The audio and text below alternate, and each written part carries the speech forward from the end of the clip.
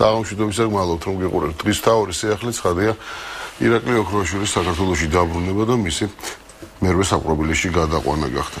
ირაკლი ოქროაშვილი გასული წასული აწყობილი ხელისუფლების ერთ-ერთი ყველაზე საინტერესო პერსონაჟი იყო. მართალია საბოლოო ჯამში მისი ურთიერთობა მიხეილ სააკაშვილთან ქვეყნიდან განდევნით და 11 წლიანი საპატიმრო ვადით დასრულდა, რომელიც მას დაუსწრებლად გამოუტანეს, მაგრამ მანამდე ირაკლი ოქროაშვილი ქვეყნის პრაქტიკულად ყველა საკვანძო თანამდებობაზე მუშაობდა. ის იყო გენერალური პროკურორი, იყო თავდაცვის მინისტრი, მას შესთავაზეს ეკონომიკის მინისტრობა, ყველას ახსოვს, რომ სწორედ ის იყო ეგრეთ წოდებული რთველის გენერალი და მასვე ეკუთვნის ის ცნობილი ფრაზა, რომ რუსეთში ყველაფერი იყიდება, მათ შორის ფეკალური მასებიც კი. ვისი დაგვამახსოვრდა კიდევ თავი ირაკლი ოქროაშვილს ხარია მისმა განცხადება მის შესახებ, რომ მომავალ ახალ წელს ჩვენ უკვე ცხინვალში შევხვდებოდით. ერთი სიტყვით ირაკლი ოქროაშვილი ერთ-ერთი ძალიან საინტერესო პერსონაჟი იყო და მან თავისთავად ხარია ძალიან ბევრი რამ უნდა იცოდეს წინა ხელისუფლების წარმატებებზე თუ ცოდვებზე გააჩნია საიდან შევხედავთ. ვინ არის ირაკლი ოქროაშვილი, რატომ დაბრუნდა ის საქართველოში, რა შეიძლება მას ელოდოს და რაში მონაწილეობდა ის უშუალოდ მაშინ, როდესაც თვითონ იმყოფებოდა ხელისუფლების სათავეში. ჟურნალისტი ლუბა ელიაშვილი იქნება დღეს მათგანის სტუმარი.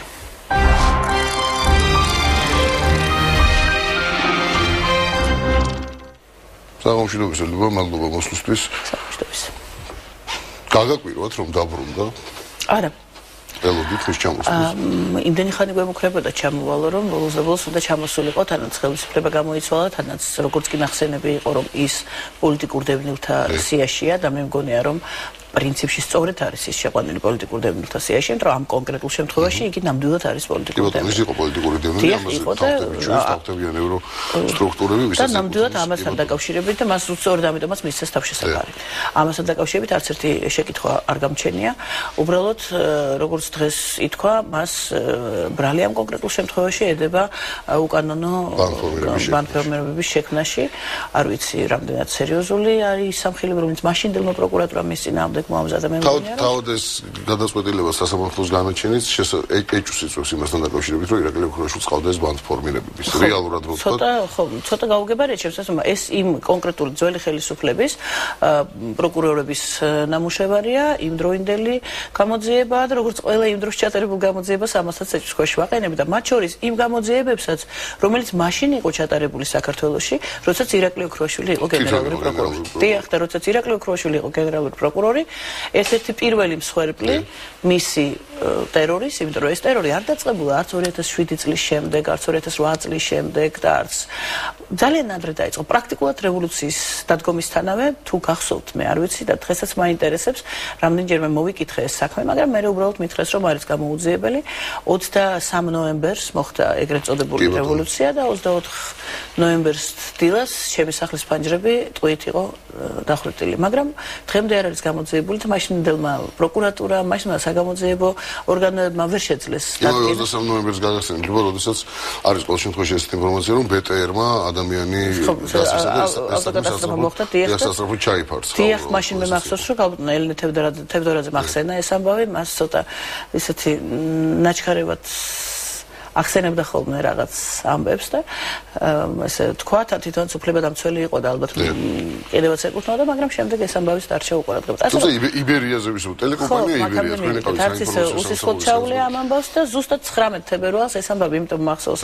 ზუსტად თარიღი, ხა ისეც ალბათ მეხსოვებოდა ესეთი მძიმე თარიღი, მაგრამ თანაც ჩემი დის დაბადების დღე იყო და აბსოლუტურად სხვა განწყობაზე გავეღვიძა 19 თებერვალს და დილა უთენია დამირეკა ნადო ჩხეიძემ და მითხრა, რომ ყველა ოფისში ომეგას ყველა ოფისში და მათ შორის ტელეკომპანია იბერიაში არის შესული სპეცრაზმი.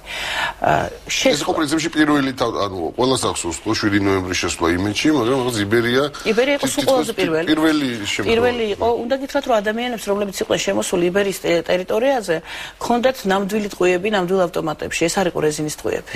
მაშინ ზუსტად ისევე ეკეთათ ნიღბები, როგორც შემდეგ და ნიღაბ გაკეთებული ადამიანი მოგეხსენებათ ბევრად უფრო უკონტროლოა ვიდრე უნიღბო, იმიტომ რომ ის თავისი სახით აგებს ხოლმე პასუხს და როცა სახი არა აქვს, უფრო ანონიმურობაა პრაქტიკულად. ანონიმურია და შესაბამისად მისი საქციელებიც ბევრად უფრო უმართავი და მოულოდნელი შეიძლება იყოს და ესეთი ავტომატებიანი ადამიანები იყვნენ შემოჭრილი ტერიტორიაზე და რაც ყველაზე საინტერესოა, არა მხოლოდ ტელეკომპანიის ტერიტორიაზე, არამედ ყველა საწყობში BMW-ს ოფისში, სტამბის ტერიტორიაზე და ეს ხო რომელიც უკავშირდებოდა ომეგას და ეს შეჭრა მოხდა აბსოლუტურად ესე სპეცოპერაცია ეგრეთ წოდებული, აბსოლუტურად საფრთხების გაუთვლელად, იმიტომ რომ მაგალითად ქარხნის ტერიტორიაზე დაცვამ, რომელიც იქ ღამე იყო და რომელსაც ევალებოდა ტერიტორიის დაცვა, უცებ დაინახა, რომ კედლებზე მოზრებიან ვიღაც უცხო ადამიანები, შეიარაღებული უცხო ადამიანები. აბსოლუტურად ბუნებრივი იქნებოდა, რომ დაცვა სროლა აეტეხა, ვთქვათ, გაფრთხილების შემდეგ, იმიტომ რომ არანაირი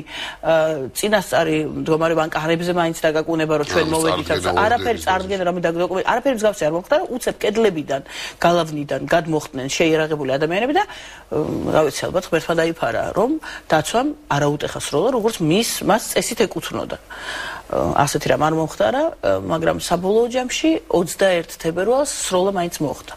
ირაკლი ოქროვაშვილი ძალიან კარგად მახსოვს მაშინ, როდესაც გამოვიდა.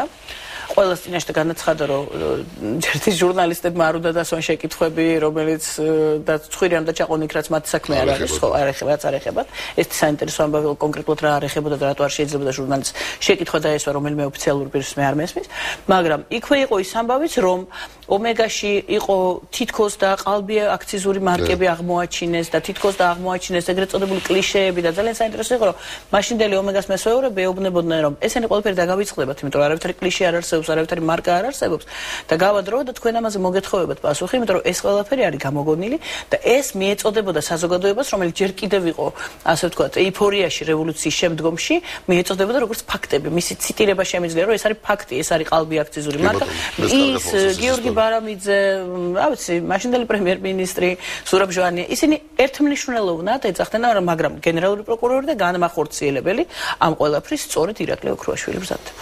ირაკლი ოქროვაშვილის დაწყებულია პრაქტიკულად ის ტელედაპატიმრებების პროცესიც, რომელსაც ჩვენ უყურებით, ხო, როგორ გამოყავდათ ღამე ადამიანები. ხელები გადაბრუნებული ადამიანები. ყველაზე ესეთი ერთ-ერთი მძიმე შთაბეჭდილება ალბათ შალიკიანების ოჯახის დაწიოკებამ გამოიწვია, როცა საწოლიდან ამოუგეს, რა ვიცი. არანაკლებ გაუფისა და დავით მირცხულაურის შემთხვევას გავიხსენებ. საკაცით და ეს ქონდა კატეტერი ქონდა ჩადმოს, აი ესეთი მიყავდათ საშინელი სანახავი იყო და ეს დამოკიდებულება, იცით, ეს ცოტა ზემოდან და ისეთი რომ მოკლედ ეს ახლა დიდი საქმეები კეთდება და ნაფოტები ცვივა და ჩვენ ადამიანები არაფერ არ ვღირვართ. ხო, ეს იყო ძალიან მძიმე საქმე და ამას გარდა კონკრეტული კრიმინალები მინდა მე ვთქვა, რომ დაუშვათ იქ ომეგაში, ვთქვა. ის ფაქტი, რომ რაიმე ყალბი აქციზური მარკის საბეჭდია, რაღაცა მსგავსი რამე არსებობდა, რასაკვირველია არ დადასტურდა და ვერც დადასტურდებოდა. მაგრამ იმ ხნის განმავლობაში, როდესაც მისი ქვეშევრდომები იყვნენ მისი განკარგულებით, დაკავებული იყო ეს ტერიტორიების აწყობები და ასე შემდეგ, ფაბრიკა ომეგას ტერიტორიიდან დაახლოებით 3 მილიონის ღირებულების, როგორც თვითონ დათვალის, მაგრამ მე მგონი უფრო მეტის, კონკრეტულად სიგარეტი წაიღო პროკურატურამ და გაყიდა. ამას რა ქვია? მე ასე ვიცი, რომ დაყადაღებული როცა ორგანიზაცია. რეკეტი ქვია ამას. ხო, არ ვიცი, ამას რაღაცა ძალიან ცუდი სახელები ქვია და მე მინდა რომ შესაძლებელია მას აქვს რაღაცა გამართლებები და შესაძლებელია მისმა ზემდგომმა დაავალა და თქვას იმ ზემდგომზე მაშინ, ხო?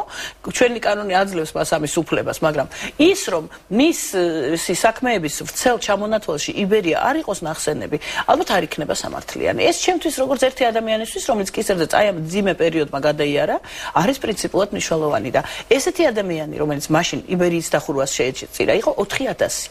4000-მა კაცმა დაკარგა სამსახური, ეს იყო დისტრიბუცია ომეგას, მარტო იბერიის არ, ომეგას დისტრიბუციამ 4000-მა ადამიანმა მაშინდელ საქართველოში დაკარგა სამსახური, რომელშიც მუშაობდა პატიოსნად, წესიერად და რანაირად შეიძლება. ბევრად მეტი იყო იმ ადამიანების რაოდენობა, ლუბო, ვისაც თუ გახსოვთ, მაშინ მოქმედებდა ესეთი სისტემა, გამბაჟებას აკეთებდნენ სამხრეთ ოსეთის ტერიტორიაზე, რომელიც ბევრად უფრო იაფი ღირდა და შემდეგ ვიდრე საქართველოს სხვა ტერიტორიაზე, მოდი ესე ვთქვათ. და ოქროვაშვილმა ამოყარა ყველა ეს საქმე, ჩამოართვეს ხალხის მანქანები, მიუხედავად იმისა, რომ კანონი აძლევდა, ანუ არაფერი უკანონო ამაში არ იყო, ისინი ანუ ძალიან საინტერესო პერსონაჟი იყო თვითონ ირაკლი ოქროვაშვილი და ძალიან დაახლოებული პირი იყო მიხეილ სააკაშვილთან კონკრეტულად. პირველ პირებთან და მიხეილ სააკაშვილთან კონკრეტულად. დიდი ხნით ადრე მათ რაღაც საერთო საქმიანობებიც ჰქონდათ და როდესაც ადვოკატი იყო, მიხეილ სააკაშვილი ამ დროს უკვე იყო იუსტიციის მინისტრი და მე რამდენადაც ვიცი, რომელიღაცა იუსტიციის საბჭოს შენობაში თანხმობის წესით ადგილას იყო მისი საადვოკატო კანტორა და ძალიან დიდი საქმეები სწორედ მასთან ხდებოდა ხოლმე და ანუ ამას ლეგალური გზითაც შეეძლო რომ თავისი რაღაც ცხოვრება წარემართა, მაგრამ საბოლოო ჯამში აღმოჩნდა რომ ძალაუფლების სიყვარულმა თუ არ ვიცი იმ რაღაცა დიდმა გეგმამ რომელიც ერთად დაიჯერეს, ხომ? მიცა მას იმის საშუალება რომ კონკრეტულად ეწიოკებინა ბიზნესი, დაეჩაგრა ადამიანები და ალბათ ყველას ახსოვს ის კადრები, ხო, საროსკიპოში რო აი ხო, ეგ გამახსენდა რომ კომიკური იყო გარკვეულწილად, მაგრამ მეორეს რო არაფერი კომიკური ამაში არ არის. მაშინ რატომღაც ითვლებოდა რომ ნაციონალური მოძრაობა არის ძალიან კარგი ასე ვთქვათ, პიარშიკები არიან კარგები და იციან როგორ გააკეთონ პიარი. თუ ეს იყო პიარი, მაგალითად საროსკიპოს შევარდნა, ან მაგალითად ჯარისკაცებთან ერთად სირბილისას, მათი ძალიან ცუდად მოხსენიება, იმიტომ რომ შეიძლება იცით რა არის, რაღაცაერი წარმოადგენა ალბათ ყველა ადამიანს აქვს მით უმეტეს, ვთქვათ, როგორი უნდა იყოს ოფიცერი, როგორი უნდა იყოს სამხედრო, გასაგებია რომ ჯარში ხა ტკბილი ცხოვრება არ არის, მაგრამ რაღაცნაირი სუბორდინაცია და დამოკიდებულება ქვეშევრდომსა და უფროს შორის, რომელიც არანაირად არ უნდა შეიცავდეს ღირსების შემულახულ არც ელემენტს. იმიტომ გავგიჟდი, იცით, როდესაც ისეთი გაკვირვება გამოიწვია ნაცმოძრაობის წევრებში, რომ თურმე ძალიან მცირე მიზეზია კონკრეტული ადამიანების დამცირება, მათი ღირსების შეურაცხყოფა, რისთვისაც ბატონ ახალალაიას პირველი, მოკლედ, თავდაპირველად შეუხარდა, თავდაპირველად შეუხარდეს. ეს თურმე ისეთი პატარა საქმეა, რომ ამაზე ლაპარაკიც არ ღირს. არა, ჯარი მხოლოდ მაშინ არის ჯარი და ეს მხოლოდ მაშინ იცავს თავის სამშობლოს, თუ იქ ადამიანს ღირსება არ ელახება. ფიზიკურად შეიძლება ის იყოს მძიმე და ვარჯიშობდეს მაგრამ ღირსება არის აბსოლუტურად ცხარო, განსაკუთრებით ოფიცრის ღირსება და იმ ოფიცრის ღირსება, რომელსაც რა ვიცი, ჯარისკაცების თვალწინ შეურაცხყოფას ახერხებს. ბაჭო ახალაია ახსენეთ თქვენ. ბაჭო ახალაიასა და ირაკლი ოქროშვილის შორის გარკვეული პარალელების გავლება შეიძლება თუ განსხვავებული პერსონაჟები არიან. ის არის.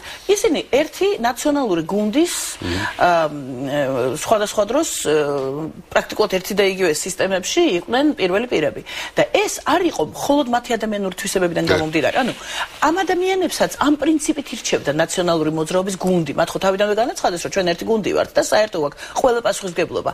და აი ასეთი ტიპის ადამიანებს, რომლებსაც შეეძლოთ სხვების შეურაცხყოფა, შეეძლოთ ჩაეთვალოთ, რომ ახლა ჩვენი დროა, როგორც მათმა ერთ-ერთმა იდეოლოგმა განაცხადა თავის დროზე და რასაც გვინდა იმას ვიზამთ, ხო? ეს ქალბატონი მაია ნადირაძის შეიძლება სულ ზუსტი არ არის, მაგრამ დაახლოებით ხო, ეს შინაარსი ეს უმრავლესობა ჩვენ ვარ და როგორც გადავწყვეტ ისე იქნება, ხო? ანუ რეალურად რაღაცის გათვალისწინება, საზოგადოების არსებობა, სადღაც მათ მიიღმა, ხო?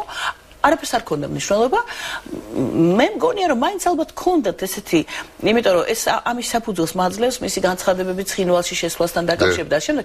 მათ როგორც მე ხვდები, ქონდათ რაღაცნაირი იდეოლოგია და რაღაცა ტიპის მიზანი, რომელსაც კიდევ ერთი ფრთა იდეოლოგიების, რომელიც დღეს ჯანსაღად და კარგად არიან და კიდე აპირებენ ამ იდეოლოგიის გაგრძელებას, მაგალითად ბოკერიასი, რამიშვილის, რომელიც არის უსარყოფილად ნაციონალური მოძრაობა, მაგრამ სინამდვილეში ამ იდეოლოგიის ერთ-ერთი მთავარი ფუძემდებელი იყო. ბატონი კახაბენდუკიძისაც, რომელიც იყო კი ამ იდეოლოგიის ფუძემდებელი, ეს არის იდეოლოგია, რომელიც არ შეიცავს ადამიანს, რომელიც შეიცავს დიად მიზნებს, რომელიც შეიცავს რაღაც ეკონომიკურ ზრდებს და მაჩვენებლებს, რაღაც პროექტებს, მაგრამ არ შეიცავს ადამიანებს. ამ ქვეყნის მოქალაქეები მათთვის არ არსებობენ. აი ეს რაღაცა დიადი მიზნები, მე როგორც ხვდები, ამართლებდა ამ ახალგაზრდა კაცის ცხოვრებას და ესეთ დამოკიდებულებას, თუნდაც იბერიისადმი, თუნდაც იმ ადამიანებისადმი, ვისთვის კისრის მოტეხვაც ევალა რა თქმა უნდა გადატანილი მნიშვნელობით, მაგრამ აი ბიზნესის წართმევა, ასე ვთქვათ, გაგდება სოციუმიდან და ასე შემდეგ, ევალა მას პირადად როგორც ჩანს, ირაკლი ოქროშვილი უნდა მონაწილეობდეს რუსთავიორთან დაკავშირებულ ეპოპეაშიც, იმიტომ რომ მიუხედავად იმისა, რომ თქვათ კიბერხალოში დღეს არ იქნება როგორც ადამიანი, რომელსაც წაართვეს ქონება, ისიც არის დევნილი და არის კიდევ სამსიაში წარმოდგენილი, კიბერხალოშის აღზევებად საქართველოში გარკვეულწილად ეს თქვათ ირაკლი ოქროშვილს უკავშირდებოდა რამდენადაც მე მახსოვს, მათი მეგობრობა იყო განსაზღვრელი ფაქტორი. გასაკუთრებულად ეს იყო, ასე ვთქვათ, გადაბარება უსისხლოდ თუ გახსოვთ მაშინ, ხომ რუსთავიორი არც ერთხელ არ გადაბარებულა დიდი იმების ბატალიების ფასად. აი რაღაც ყიდვა გაყიდვის აქტი შედგა, მოკლედ უკეთრავად, სულ რაღაც შიდა გარიგებები იყო ხოლმე, ყველაზე ძალიან ეგარ მოვწონს ამ ტელეკომპანიის, რომ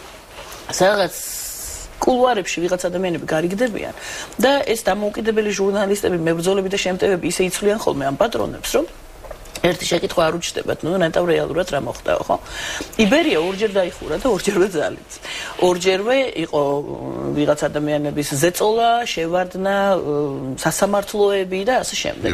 რუსთაველის შემთხვევაში ეს ყველაფერი რაღაცნაირად ძალიან უმტკივნეულოდ ხდება, ვიდრე არ დგება დრო, როცა მათ მოთხოვნის მოტივი უჩნდებათ, იმიტომ რომ თუ მაგალითად ეროსკის მას რომ მე აღმოჩნდა რომ ქონია პრეტენზიები, მაშინვე რაღაც ეს პრეტენზიები არავის დაუნახეს, ხო? ისე და სულ რაღაცნაირ გარიგების საგანი ხდება ხოლმე. აი არის ასეთივე მომენტი რაც შევთვის ხო და რატომ მოვყევეს ყველაფერი? ალბათ რაღაცნაირად მას როგორც ახალგაზრდა კაცს, რომელსაც განუზომელი ძალაუფლება ჩაუვარდა ხელში, თუ ეს შეიძლება ადამიანს ამართლებდეს, ეს რაღაცნაირად კი არ ამართლებს, მაგრამ განმარტავს მის საქციელებს, იმიტომ რომ იყო რაღაც დიდი მიზანი საქართველოს რა ვიცი, რაღაც ქვეყნიდან გადაქცევის, როგორც სინგაპურიზაციის, რაღაცის და აი ამ მიზნისთვის ადამიანები არაფრად ღირდნენ. და უცებ ერთ დღეს ნუბა ეს ადამიანი, რომელიც იყო გენერალური პროკურორი, იყო თავდაცვის მინისტრი, ესე რომ რუსულად ვთქვათ, особо приближенный к императору, ხო, ესე ვთქვათ, პრეზიდენტის უახლოეს გარემოცვაში შედიოდა რაღაცით, უცებ ხდება რაღაც დიდი განხეთქილება. რა შეიძლება ყოფილიყო მიზეზი, მაგრამ მოდი ამაზე რეკლამის შემდეგ ვისაუბროთ, სულ ორი წუთით შევისვენებთ. Sostat oxoċi ta' għu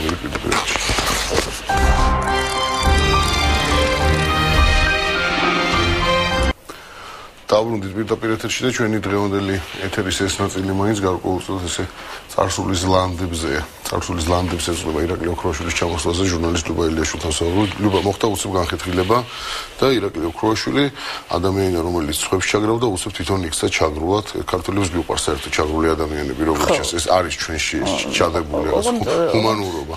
ესეც არის ახლა ღმერთი მაპატიებს ალბათ ამასაც, იმიტომ რომ რახან კითხვას მისვავ და რახან ამ თემაზე ლაპარაკს დავთანხმდი, ესეც უნდა ითქვას, იმიტომ რომ ჩაგრულიც არის და ჩაგრულიც. მე მინახავს ჩაგრულები, რომლებიც დიდი ხანი ძალიან ესე გმირულად იტანენ ამ ჩაგვრას და დღესაც არიან ქართულ ციხეებში ადამიანები, აი საშინელ ქართულ ციხეებში ადამიანები, რომლებიც არავითარ შემთხვევაში არ მიდიან საპროცესო გარიგებაზე, იქ სადაც არ შეწყალებას არ აწესებს, იქ სადაც ხო დანაშაული არ ჩაუდენიათ. და ირაკლი ოქროაშვილი ჩაგრულით ძალიან უცნაური იყო, იმიტომ რომ სულ 3 დღე იჩაგრა და მე ყველაფერი აღიარა და იმის მერე მთელი ოჯახიანად ასე ხელის გულზე დადებული უცხოეთშიც გადაატარეს. თუმცა მანამდე ის ძალიან ესეთი მკაცრი განცხადებები იყო ხელისუფლების მიმართ რაღაც ბრალების საყენება და ასე შემდეგ. იყო ეთერში ესეთი განცხადებები, უბრალოდ ეს ამბავი მოყვა ის არ იყო მარტო ამ განხეთქილებაში, ხო? განხეთქილება იყო კიდევ უფრო ღრმა, ეს იყო განხეთქილება ბადრი პატარკაშვილსა და მიხეილ სააკაშვილის შორის, ეს იყო განხეთქილება, რომელიც მოყვა პრემიერ-მინისტრის სიკვდილს და ასე შემდეგ. ანუ რეალურად ის ვიღაცის მხარეს აღმოჩნდა თამაში, მარტომ კი არ გაილაშქრა რაღაც უსიამოვნების წინააღმდეგ.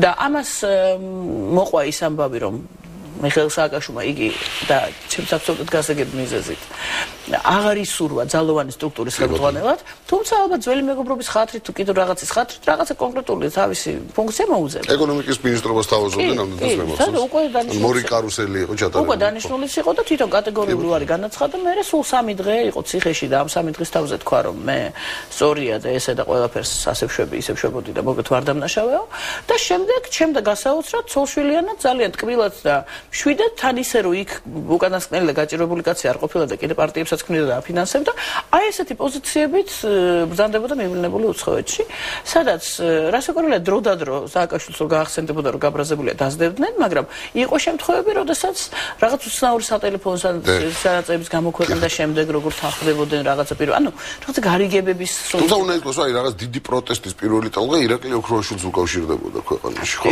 შეიძლება ესე იყოს. ბადრი პატრიკაშვილს და იმედს თუ სიმართლე უფრო ესეა, უბრალოდ ის იყო ის კონკრეტული ფიგურა, რომელმაც იმ დღეს აკრიფა გარშემო, ანუ მან რაღაც კონკრეტული ხო, აი სწორედ ტრეიგერი და არა ვთქვათ ცენტრალური და მთავარი ფიგურა, რომელიც ამას ყველაფერს გეგმავდა და ახორციელებდა. ხო, რაღაც მომენტში ისეთი რეალობა შეიქმნა, რომ ირაკლი ოქროაშვილი უცებ რაღაც გაერთიანებული ოპოზიციის ლიდერის ამპლუაშიც კი არ იყო რთული რომ წარმოგვედგინა. შეიძლება და წარმოგვედგინა, ხო? თუმცა ჩემთვის ეს ამბავი გასაოცარი იყო მაშინაც და გასაოცარი იქნება ეხლაც, თუ იგი იცით რა მე კიდევ ეს მაგალითად აპლოდისმენტებით შეეგებინეს სასამართლო დარბაზში. მე ერთადერთი რა მინდა იცი, გოგი, არა ვარ არავითარ ამითარ შემთხვევაში მომხრე იმისი რომ ადამიანს ეძახო რომ აბადა დააპატიმრე და აბადა გინდა თუ არა საჯელი დაუმძიმეთ და ასე შემდეგ მაგრამ ყველა ადამიანმა ამ ქვეყანაში თავის ჩადენილ დანაშაულებებზე პასუხი უნდა აგოს იმიტომ რომ არსებობს ლეგიონები გამწარებული ადამიანების ლეგიონები იმ ადამიანების რომელსაც იმიტომ რომ ბიზნესი წაართვეს შეიძლება არასარ მოუკლავს ასე პირდაპირ მაგრამ გადაყვენა ამბავს იცი თავის ხელით ნაშენები საკუთარ ხელით გაკეთებული ძალიან ძნელია როდესაც ვიღაცას მოდის და იმიტომ რომ მოძალადეა ანუ ეს ყველაფერი მოდი რა გაიხსნას და გაიშალოს ეხლა ცოტა ეს თეუცნაური ამბავი ქონდა დღეს შეიძლება არ უნდა ვამბობდე წინასწარ მაგრამ ერთ-ერთი ესეთი მოძალადე რომელსაც ეს ზესტაფონში მაშინ ჟურნალისტები როგორც იქნა დააკავეს ხო და როცა ვიმსჯელეთ იმ ჟურნალისტებთან ერთად ვინც ამაშობთ სავარაუდოდ მეორესაც დააკავებენ და როცა ვიმსჯელეთ ამაზე თვითონ თქვეს რომ რა ვიცი მივალ სასამართლოზე და ხო ნუ ხო და კონკრეტული ამბავი იყო იქ კონკრეტული ძალადობის და მივალ სასამართლოზე ალბათ და ვიტყვით რომ არ გჭირდება ჩვენ ამ ადამიანს მძიმედ დაჟა რაღაცა მსგავსი მაგრამ ის ფაქტი უნდა დადგეს რომ ვიღაცას უნდა კითხონ ადამიანს რომ ეს რატომ ჩაიდინე და მანაც უნდა იცოდეს რომ მეორეჯერ ასე ციხლით ვერავის გალაყავს მხოლოდ იმიტომ რომ ზემოთ მოექცა და ანუ საფეხურზე სოციალურზე და იმანაც უნდა იცოდეს სხვამ რომელიც დღეს იმ სოციალურ საფეხურზე ზემოთ არის მოქცეული რომ ეს აქციელები ყველას მოეკითხება აი მხოლოდ ამიტომ არის მე დღეს რაზეც აქ ვლაპარაკობ რომ ნამდვილად არასდროს ცხოვრებაში არც ერთი ადამიანის დაპატიმრება არ გამხარებია და არც გამიხარდება მაგრამ სწორედ დღეს ვსაუბრობდი პირიქით რაც მეტ ადამიანს აპატიმრებენ ეს იმის მაჩვენებელია რა ცუდ ქვეყანაში ცხოვრობდით თურმე არ შეიძლება ადამიანს გიხაროდეს რომ ცუდ ქვეყანაში ცხოვრობდი ან ცხოვრობ და შენს გარშემო ბევრი ადამიანია ვინც იხეს იმსახურებს ამის სიხარული არ არის ადამიანი პირიქით ნეტა ისეთ ქვეყანაში ცხოვრობდეთ სადაც არავინ არ იმსახურებს იმას რომ დაისაჯოს და ყველა ერთმანეთს უღიმოდეს და მივდიოდეთ მოვდიოდეთ და გვიხაროდეს ხო და აი ვიღაცები კითხულობენ რომ ეს ამდენი პოლიტპატიმარი არადა იყო პოლიტპატიმარი ბევრი და კეთყვი რატომ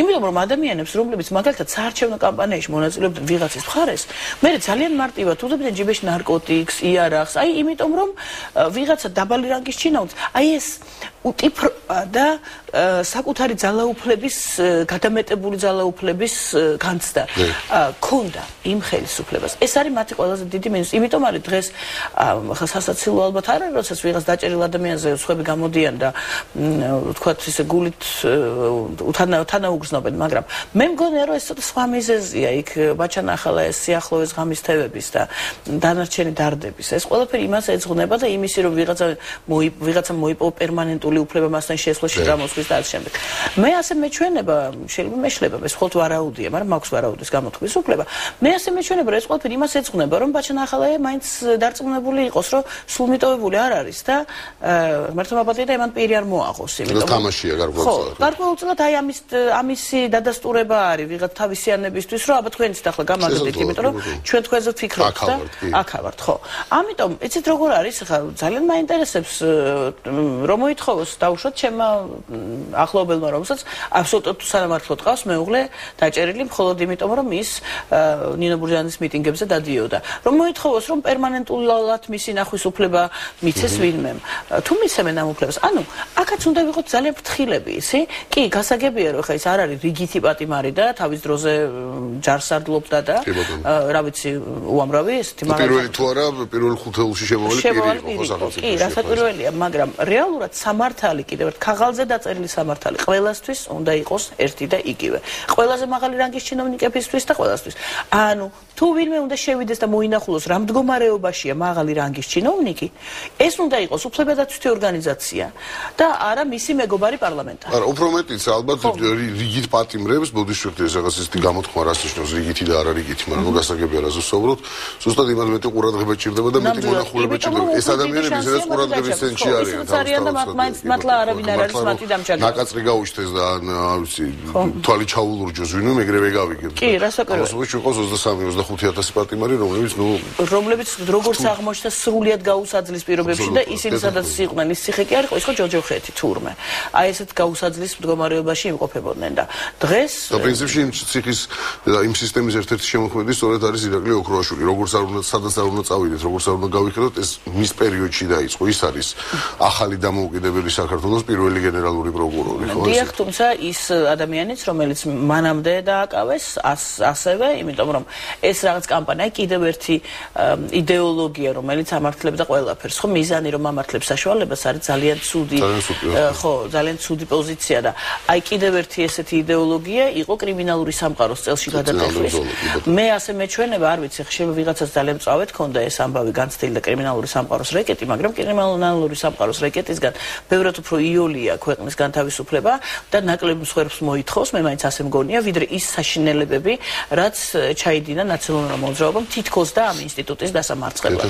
იმიტომ რომ სინამდვილეში ეს არ იყო კრიმინალური სამყაროს წინააღმდეგ მიმართული აქტი. ეს იყო ნებისმიერი განსხვავებულად მოაზროვნე ადამიანის წინააღმდეგ მიმართული აქტი. ანუ ადამიანი იყო ვალდებული ნებისმიერი ადამიანი და არა რაღაცა იქ ამ გაგების და იმ გაგების, იმიტომ რომ ღირსეულობა არ არის აუცილებელი რომ რომელიმე კრიმინალურ მენტალობასთან იყოს დამოკიდებული, ხო?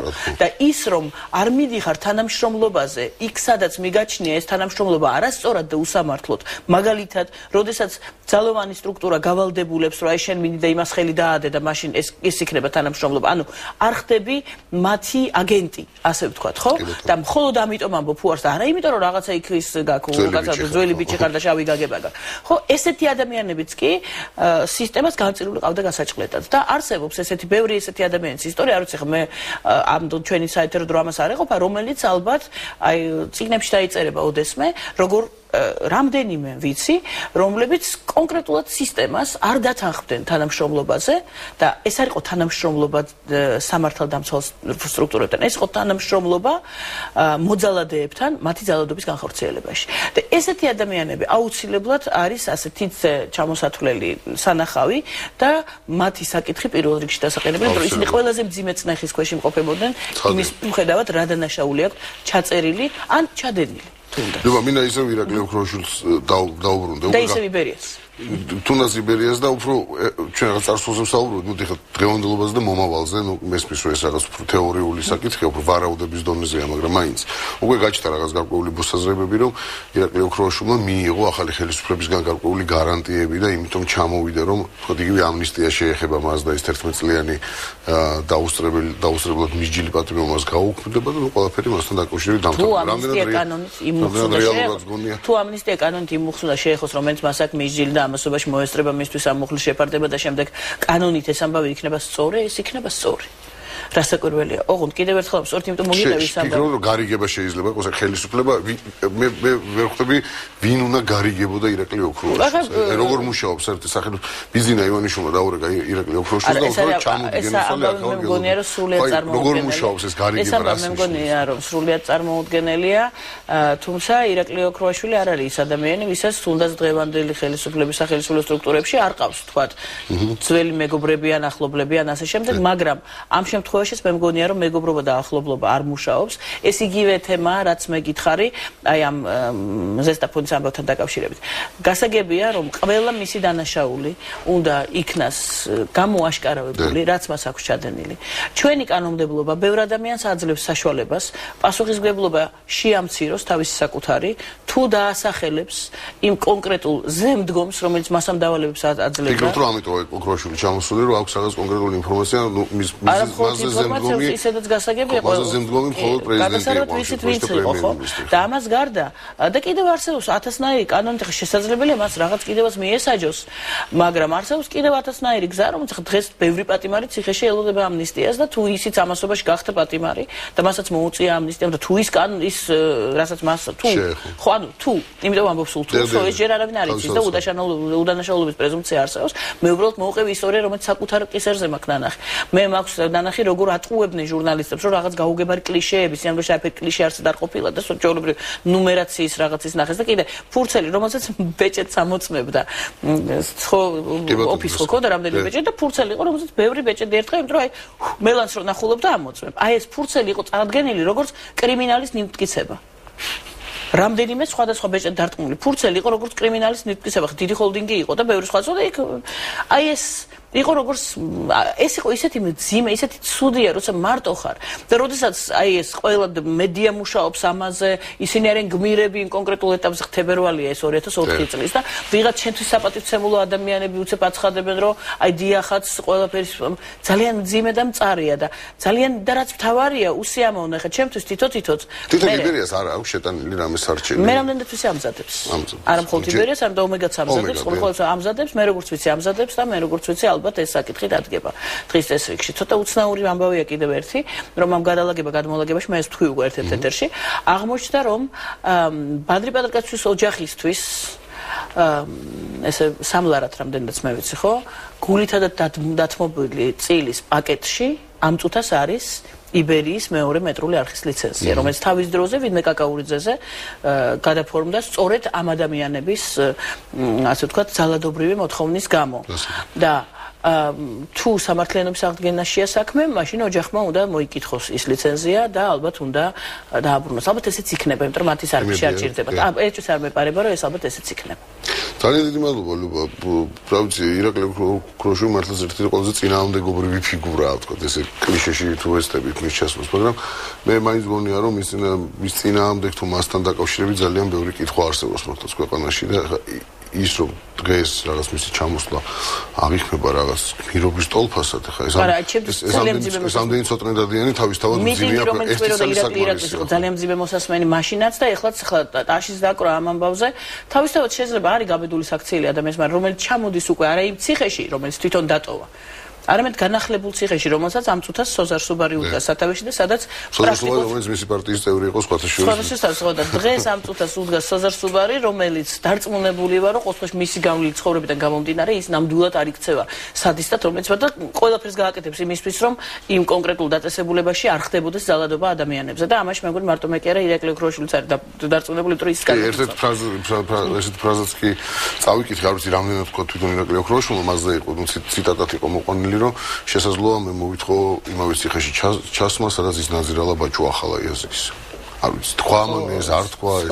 რა არის ეს როცა გვეცოდინება ალბათ მაშინ გავუკეთებთ კომენტარს, მაგრამ ერთი ვიცი, რომ სამართალი ამ ქვეყანაში უნდა ახსრულდეს. ეს იყო ყველაზე მთავარი ყველა იმ ამომრჩევლისთვის, მეც როგორც ერთი ამომრჩეველი, ამიტომ შევედი იმ ჯიხურში და შემოვხაზე ის რაც შემოვხაზე, რომ ამ ქვეყანაში სამართლიანობის დრო დამდგარიყო. ძალიან დიდი მადლობა. დუბა ილიაშვილი, ჟურნალისტი იყო მატრიცის სტუმარი, გადაცემის შემდეგ ნაწილში ვისაუბრებთ ქვეყანაში არსებულ ნარკოპოლიტიკაზე, უფრო ზუსტად კი იმაზე, რომ ნარკოპოლიტიკა აუცილებლად უნდა გადაიხედოს.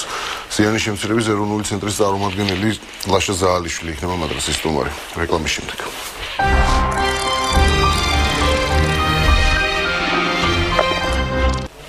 არასამთავრობო ორგანიზაციათა ნაწილი, რომელიც ნარკოპოლიტიკასთან არის დაკავშირებული, საქართველოში ნარკოტიკების დეკრიმინალიზაციას ითხოვს. ზიანის შემცირების საქართველოს ქსელის წარმომადგენლების განცხადებით, ნარკოტიკული ნივთიერებების დეკრიმინალიზაცია მნიშვნელოვანი ჰუმანური აქტი იქნება თავისთავად, ამავე დროს გარკვეულწილად შეამცირებს ქვეყნის კრიმინალურ, ასე ვთქვათ, მახასიათებლებს. მოგეხსენებათ, რომ დღეს საქართველოს ციხეებში ნარკოტიკების მოხმარების მუხლით რამდენიმე 1000 ადამიანი ეხტის საჟელს და ელემენტარულად საშუალებას მისცემს იმ ადამიანებს, რომლებიც ცხოვრების გარკვეულ პერიოდში ნარკოტიკებზე არიან დამოკიდებული, მიიღონ კვალიფიციური მკურნალობა და არა ციხის საკანში გაატარონ რამდენიმე წელი. ზიანის შემცირების საქართველოს ქსელის წარმომადგენელი ლაშა ზაალიშვილი მატრიცის სტუმარი.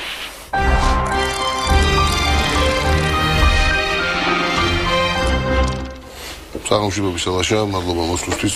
თუ არ ვწდები, მე სწორად ჩამოთვალე ის ძირითადი მოტივები, რატომაც თქვენ დეკრიმინალიზაციას ითხოვთ. ცალ-ცალკე გავშალოთ გარკვეულწილად, ხო ეს პირველ რიგში ეს არის რაღაც ჰუმანური აქტი, რამდენადაც მოვხვდები და საუბარი არის იმაზე, რომ ადამიანები, ანუ აქ არის მიდგომაზე საუბარი, ხო არის ორი მიდგომა, რომ ნარკომოხმარება არის დანაშაული და რომ ნარკომოხმარება არის ავადმყოფობა. ხო ამ ორ მიდგომას შორის განსხვავებაზე საუბარი. კი ბატონო. აქ კითხვის ნიშნების აქ არ დგას, ანუ სახელმწიფომ ერთმნიშვნელოვნად აღიარა, რომ ეს არის დანაშაული. ჩვენმა სახელმწიფომ. კი ბატონო, ეს ამაზე არავინ არ დაობს და ეს ძალიან პროგრესული იყო თავის დროზე, როდესაც 2003 წელს ეს ოფიციალურად გაცხადდა, რომ ნარკომოხმარება ეს არის ავადმყოფობა და შესაბამისად ნარკომომხმარებელი ეს არის ქრონიკული ავადმყოფი. ეს არის ახლა ჩვენი განმარტებით? კი, ეს არის. ანუ ავადმყოფებს ვიჭერთ და ვათავსებთ ციხეში? ვიჭერთ და ვათავსებთ ციხეში. სწორედ ამაში მდგომარეობს მიდგომა, რომ საერთოდ ქვეყნის ნარკოპოლიტიკა უნდა იყოს დაბალანსებული აუცილებლად და ყველა ის მიდგომები, რომელიც გასათვალისწინებელია, თანაბრად უნდა იყოს წარმოდგენილი პოლიტიკაში. ეს არის იგივე ნარკოტიკების მოთხოვნა, მიწოდება, ზიანის შემცირება, მკურნალობა რეაბილიტაციის პროგრამები და შესაბამისად ეს პროგრამები შესატყვისად უნდა ფინანსდებოდეს. ანუ ქვეყანას ანუ ეს არის სახელმწიფოს ვალდებულება, არსებობს ესეთი ვალდებულება, რომ სახელმწიფო მიხედოს ამ ხალხს. სახელმწიფოს ვალდებულება არსებობს და არსებობს ძალიან ბევრი საერთაშორისო ნორმები, ასე რომ მიუდგეთ თვითონ გაეროს კონვენციების მიხედვით. გაეროს კონვენციებით ძალიან ბევრ საშუალებას იძლევა, რომ ყველა მხრივ აღიქვა ეს კონვენციები. ისევე როგორც თქვა, ცალკე სამოქმედო პოლიტიკა ნარკოპოლიტიკასთან მიმართებაში თუ როგორი უნდა იყოს, ევროკავშირს არ გააჩნიათ წევრი ქვეყნების ან თუ მომავალი წევრობის ქვეყნებისთვის, მაგრამ მას აქვს ჩამოყალიბებული რიგი პრინციპები, რომელსაც უნდა ქვეყანა მისდევდეს. შესაბამისად, პირველ რიგში აქ არის, რომ ადამიანის ღირსება და პატივისცემა უნდა იყოს წინა პლანზე წამოწეული. შესაბამისად, აუცილებლად უნდა იყოს საზოგადოებრივი ჯანმრთელობის მიდგომები წინა პლანზე წამოწეული, რაც შენ საშუალებას მოგცემს, რომ ამ ადამიანებთან იმუშაო, ეს ადამიანები შენ გვერდით დაიყენო, როგორც კი შენ სტიგმავ სიტუაციას, როგორც კი შენ ამ ადამიანებს მიწისქვეშეთში გადაგყავს, ესე ვიზახით ხოლმე და ამ ადამიანებთან არანაირი კავშირი, იატაკქვეშეთში გადადიან, არანაირი კავშირი არ აქვს. ადამიანს რა სახის დახმარება ჭირდება, ფსიქოლოგი ჭირდება, ფსიქიატრი ჭირდება, შენ არ გაინტერესებს, შენ იზახი რომ ეს ადამიანები რაც უფრო შორს იქნებიან, ჩემგან მე უფრო კარგად ვიგრძნობ თავს, სირაქლემას პოზიცია და შესაბამისად საშინელ ინფექციურ სურათს ხვებულა. ბაშე, რამდენიც მე ვიცი, არ ვიცი რამდენად სწორია ეს ინფორმაცია, მაგრამ ესე ვთქვათ, ნარკოტიკებზე დამოკიდებული ადამიანების ხვედრითი წილი პრაქტიკულად ყველა ქვეყანაში რაღაც თითქმის ერთნაირია. ანუ თუ დაახლოებით 10-12% მოსახლეობის რაოდენობის 10-12% პრაქტიკულად ყველა ქვეყანაში არის დამოკიდებული ნარკოტიკებზე. არსებობს ესეთი ვარიანტი და საქართველოს თუ არის ამ სტატისტიკის რაღაც ნაწილი თუ ჩვენთან სხვანაირი სურათია. ესე ცალსახად ვერ ვიტყვი, რომ ეს ნამდვილად ესეა.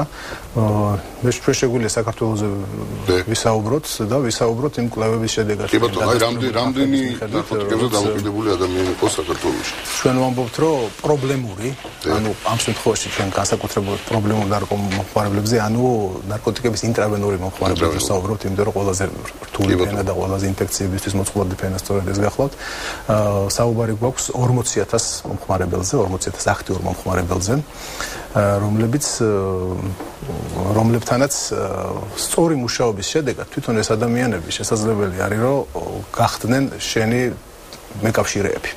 ის პროგრამები, რომელსაც ეს ნარკოტიკების არასამეცნიერო მოხმარების შედეგად გამოწვეული ზიანის შემცირების პროგრამებს ვეძახით, ანუ ის არის, რომ არ მიუდგეთ, არ ვისაუბროთ, რომ რა არის კარგი და რა არის ცუდი. აქ თავარი ამოსავალი არის, რომ რეალობა რა გვაქვს და რეალობიდან ანუ არ ვლაპარაკობთ, რომ ეს კარგი, ეს ცუდი ან ეს მიდგომარი, ორი უარესიდან ნაკლები უარეს ვირჩევ და შესაბამისად ზიანს მომცირებთ იქიდან სწორედ.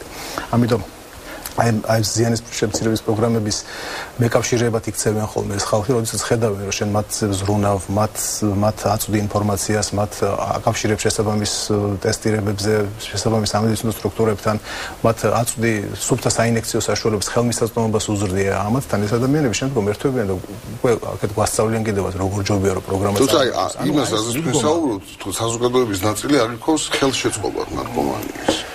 რომ აი შპრიცებს მისცემენ, წამალს მისცემენ და გაიზრდება პირიქით მომხმარება. ისიც რა, აქ გააჩნია როგორ დავსვამთ აქცენტებს საიდან შევხედავთ. თუ ჩვენ ამ ყველაფერს მიუდგებით არა პოლიციური კუთხით, თქვათ და არა იმით, რომ ნარკომომხმარებელი და მნაშავე ნარკომომხმარებელი რაც შეიძლება შორს უნდა იყოს ჩვენგან და არამედ მიუდგებით ამას როგორც ჯანმრთელობის, საზოგადოების ჯანმრთელობის კუთხით, ხო?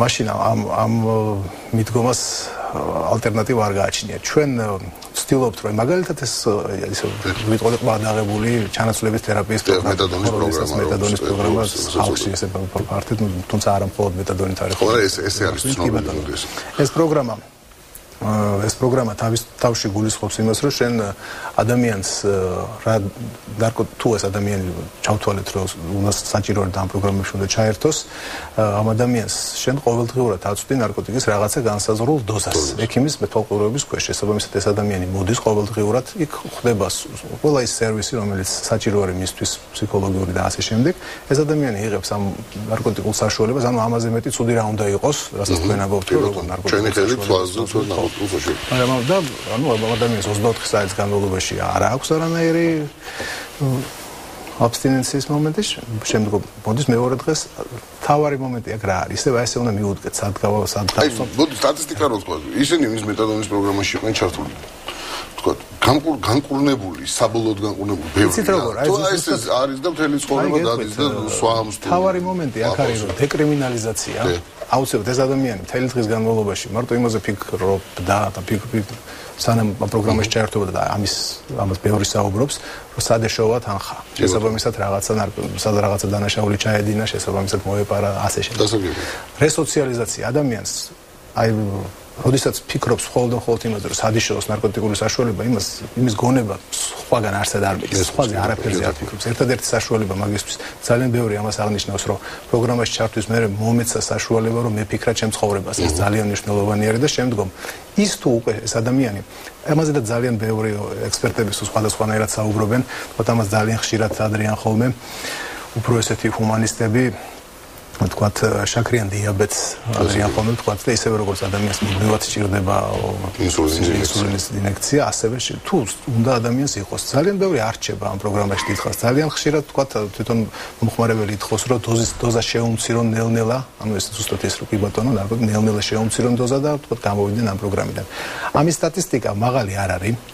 ეს ზუსტად ის არის რომ იცით როგორ რთულია თვითონ მოხმარების თავის დანებება ფსიქოლოგიური პრობლემა ანუ ვიცი არ ვიცი რომ წარმოვიდგენია და ახლა ნუ ახლა მირობას ვერ მოვთხოვთ ყველას ვინც როგორ ახერხებს თქვა ვინც როგორ თავის თავში დაისახავს იმ პრობლემას რომ ეს უნდა დაძლიოს და ეს პრობლემა დაძლებადია მის შეგნებაში და ყველანაირად უნდა არჩევანი უნდა მისცეს სხვადასხვანაირი გზები მე გეთანხმებით მაგრამ მოდი მოვახდინეთ დეკრიმინალიზაცია ნარკოტიკის მოხმარება აღარ არის კრიმინალი მაგრამ მეორე მხრივ არიან ადამიანები რომლებსაც სურთ განიკურნონ ხო რაღაც ნაწილი და არიან ადამიანები რომლებსაც არ სურთ განიკურნონ ზუსტად შენივრად ვძდობენ თავს მოსწონს ესე ცხოვრება მოსწონს რომ იყოს ნარკოტიკული ზემოქმედების ქვეშ ეს მეში აბსოლუტურად შეგნებული არჩევანია ყოველ შემთხვევაში ცხოვრების იმ ეტაპზე და მე ხშირად მსმენია რომ თქვა ისინი ვინც თქვა ახალდაწყებული მომხმარებლები არიან, ბევრად ნაკლებად ფიქრობენ თქვა თავის დანებებაზე, ვიდრე ადამიანები, რომლებიც წლების განმავლობაში არიან უკვე და უკვე რაღაც ჭაობში არიან და ხდებიან რომ ჭაობში არიან და უკვე მერე უნდათ გამოსვლა და მერე კიდევ უფრო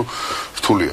მოახდინეთ დეკრიმინალიზაცია და ხო რას გეტყვით საზოგადოება? უცებ გაივსება ჩვენი ქუჩები კაიფში მყოფი ადამიანები და შეიძლება ეს მივიღოთ. არ ხდება ესე. არც ერთი მონაცემი, არც ერთი კვლევა ამას არ გვაჩვენებს. ეს არის სრულიად ბუნებრივი კითხვა და ყველა იმ ქვეყანაში, სადაც რომლებაც ისევ გამოჩნდება შპრიცები ეზოში, სადარბაზოებში, ხო? მე მახსოვს ეს კარგი დრო, როდესაც შპრიცებით იყო მოფენილი ეზოები და ბავშვები ეზოში თამაშობდნენ. ჭუჭიანი შპრიცები დღეს თავისთავად წარმოუდგენელი რისკი. პასუხი იმაზე, რომ ეს არა და ამის მაგალითები ძალიან ბევრია, რომ ეს არ ხდება ესე. შესაბამისად პირიქით ხდება ამ შემთხვევაში სამედიცინო სამკურნალო დაწესებულებებში მიმართვიანობის გაზრდა. ანუ როგორ მუშაობს სისტემა? ნარკოტიკი არ არის მაინც თავისუფალ მოხმარებაში, ხო არ იყიდება ახლა ეს სუპერმარკეტში, ხო? მაგრამ თუ კი მე ვაღიარებ, რომ ვარ ნარკოტიკზე დამოკიდებული, არსებობს სპეციალური ადგილი, სადაც მე მივდივარ და მივიღებ ჩემ დოზას, თუ როგორ უნდა იმუშაოს, თუ ეს თავარი თვითონ ეს დეკრიმინალიზაციის უმთავრესი პრინციპი არის, რომ მოხმარებისთვის ადამიანი კრიმინალად არ უნდა იქცეს. კი ბატონო. აი ამას ხშირად ვამბობთ ხოლმე, რომ საქართველოს ერთადერთი ქვეყანა არის აღმოსავლეთ ევროპის ბანაკში და ცენტრალური აზიის ქვეყნებში, ყოფილ საბჭოთა ქვეყნებშიც მათ შორის, რომელსაც მხოლოდ ჩვენთან არის მოხმარება კრიმინალიზებული. აი ეს არის დეკრიმინალიზაციის მთელი აზრი, ის არის რომ ის რამოდენიმე მილიგრამი, რომელიც შენ მოხმარებისთვის შენ ორგანიზმში შეგყავს, არ უნდა იქცეს მე გეთანხმები, ყველა ადამიანს აქვს უფლება თავის ცხოვრებას ისუქნას, რაც მას სურს, ხო ეს ეს. ლაპარაკი გვაქვს, რომ კი ბატონო, ეს უნდა იყოს განსჯის საგანი თუ სად უნდა იყოს ეს დანაშაული და ზირთადად ეს უნდა კვალიფიცირდებოდეს ადმინისტრაციული სამართალდარღვევების კოდექსით და არა სისხლის სამართლის. თორე ის რო ეხლა ვთქვათ, მაგრამ მოდი დეკრიმინალიზებულია ადამიანის მოწონს ნარკოტიკების ზემოქმედების ქვეშ ცხოვრება, მას არავინ ამისთვის არ აკავებს, მას აქვს სრული უფლება, რომ გაიკეთოს, მოწიოს, გადაყლაპოს, არის ხო სხვადასხვა ფორმით არსებობს ნარკოტიკები. არავიზიანი არ მიაყენოს. არავიზიანი არ მიაყენოს, თუნდაც თავისთვის ხალხში იჯდეს უბრალოდ, რომ გადაყლაპოს რაღაც აბიდი, ჩართოს ტელევიზორს უყუროს, ან იცეკვოს, ან იმღებს, არ ვიცი, რაც უნდა ის გააკეთოს ერთის. მაგრამ თუ არსებობს მოთხოვნა, არსებობს მიწოდებაც, ხო? ანუ რაღაცნაირად ჩვენ მე გვეძდება უკვე ნარკო დილერების, ნარკო გამყიდველების კასტა უნდა გამოჩნდეს, რომელიც უკვე დანაშაულია სისხლის სამართლის და ისჯება. თუ იმასაც მოვაცილებს სისხლის სამართლის დანაშაულის კვალიფიკაციას, მაშინ ლეგალიზებას გვებულობთ, ხო? თუ აი ზუსტად მაგას ვამბობ, რომ აი არ არსებობს ქვეყანა, ამდენი არ არსებობს ქვეყანა, რომელმაც შეძლო და რეპრესიული, ანუ იმით რომ შეაჩეროს და როგორმე ხელი შეუშალოს აი ამ პროცესს ჩაკეტოს ყველანაირი გზა არ ყოფილა ესეთი შემთხვევაში არ მუშაობს. ანუ ჩვენ უნდა ვილაპარაკოთ იმაზე, რომ ეს ყოველთვის გვექნება. ჩვენ უნდა ვთქვათ, რომ ამ შემთხვევაში რა იქნება ჩვენთვის ყველაზე რეალური გზა იმისათვის, რომ ასეთ სიტუაციაში ვიცხოვროთ. არ არსებობს ეგეთი საზოგადოება ნარკოტიკებისგან თავისუფალი საზოგადოება არასოდეს არ მოხდება. რა მოხდა საქართველოში? სწორედ ეს ბოლო წლების განმავლობაში ძალიან ხშირად ჩვენ გვესმოდა, რომ best practice-ია ქვეყანა ისეთ შედეგებს მიაღწია, რომ საერთოდ აღმოიფხვრა მოწოდება არ არის საერთოდ და მოხმარებაც შესაბამისად კლებულობს და ახალი შემთხვევები არ არის. ეს ამას ვერაფრით რეალობასთან ეს ახლოს არ არის, სწორედ იმის გამო, რომ არ ხდებოდა გამოვლენა. ანუ არ ხდებოდა მოხმარება კი არ ხდებოდა გამოვლენა. სწორედ ამაშია საქმე, რომ შესაბამისად ისე იყო ეს სტატისტიკა გადაიწერა. რომ ხო სტატისტიკა, მაგალითად ის რომ ქუჩაში იძულებითი ტესტირება დაიწყო 2007 წელს ძალიან დიდი რაოდენობით, ეს წელიწადში 57000 იძულებითი ტესტირება მიდიოდა, აქედან მარტო 35-37% მომდიოდა დადებითი შემთხვევა, დანარჩენ დროს ადამიანების ეს საშინელი მოპყრობა, იძuლებითი შეურაცხყოფა და დაახლოებით 40000 ადამიანს წელიწადში ესეთი ის ტარდებოდა. ამ დროს თითქოს გაზრდა მოდიოდა, იმიტომ რომ გამოვლენა მოდიოდა. შემდგომ უცებს შეწყდა ეს ტესტირება და უკვე სტატისტიკა გველაპარაკება, რომ არ ხდება მოხმარება. მოხმარება რა მოხდა? ელემენტარულად მოხდა ის, რომ ეს ადამიანები, რაც მართლაც შეწყდა ნარკოტიკების ძირითადი ძარღვების მოწოდება, ეს ადამიანები ვერ ახერხებენ, რომ არ მოიხმარონ. ხო, ეს ძალიან რთული თემაა, რო შეეძლოთ აქამდე წარმოიხმარონ, ხო?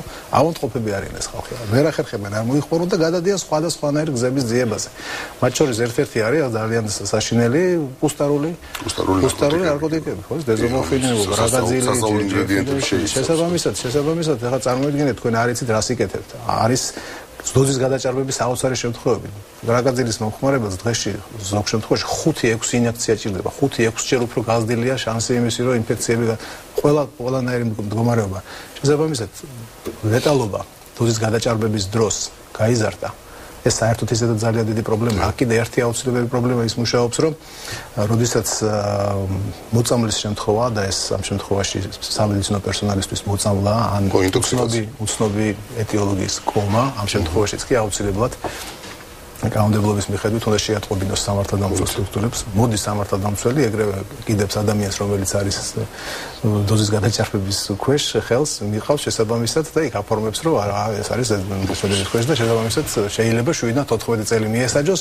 ეს არის სწორედ ის შემთხვევა, თუ უკვე მე რამდენიმე შემთხვევა და სწორედ 7-14 წლამდე, რადგან ხშირად ეს ხატოვნად ვამბობთ ხოლმე, ეს არის ის სასჯელი, რომელიც ჯგუფური გაუპატიურების შემთხვევაში არის. ანუ ეს პროპორციულად შეუსაბამობა, რომელიც შეუძლებელი ხო ის რამოდენიმე მართალია. ძალიან დიდი მადლობა ლაშა, ძალიან ისეთი რთული თემაა და მრავლის მოსწრების სამწყობ დრო არ გვაძლევს საშუალებას ყველა კუთხით შევხედოთ, თუმცა მართლაც ახლა ხო არსებობს ეს ცნება, ანუ კრიმინალი დაზარალებულის გარეშე და თქო ნარკომოხმარება ამაში გადის. ხო, ანუ კრიმინალია კანონმდებლობით, მაგრამ დაზარალებული არ არის ადამიანი, მხოლოდ თავის თავთან, რასაც უნდა იმას აკეთებს ამ შემთხვევაში და მართლაც ალბათ საინტერესო იქნება, რომ პირველ ეტაპზე მაინც დეკრიმინალიზაცია მაინც მოხდეს, ან რაღაცა მოდელი მოვიფიქროთ. თუმცა ეს რთული საკითხია და მე მგონია რომ დიდი კამათის და დიდი ბრძოლების გადატანა მოგიწევთ. დიდი მადლობა ლაშა ზაალიშვილი, ზიანის შემცირების საქართველოს ცელის წარმომადგენელი იყო მატრიცის სტომარი. რამდენიმე წუთში თქვენ გელოდებათ ვასილ მალაფერძის კონსილიუმი, მე კი ხვალამდე გემშვიდობებით. გაგრძელდებოდეთ.